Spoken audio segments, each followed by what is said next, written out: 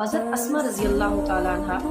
جو حضرت ابوبکر صدیق کی دوسری بیٹی ہے، حضرت عائشہ صدیقہ رضی اللہ تعالیٰ عنہ سے 10 سال بڑی تھی۔ حضرت اسما بنت ابوبکر صدیق ایک دن نبی پاک صلی اللہ علیہ وسلم کی خدمت میں حاضر ہوئی اور آ کر کہا، یا رسول اللہ، غریبی ہے، پاس اللہ کی راہ میں دینے کے لیے مال نہیں ہے، اللہ کی راہ میں خرچ کرنا ہے، اور کچھ پیسے ان کے ہاتھ میں تھے، انہوں نے گنتی کرنا شروع کر دی۔ رسول اللہ صلی اللہ علیہ وسلم نے فرمایا، اسما،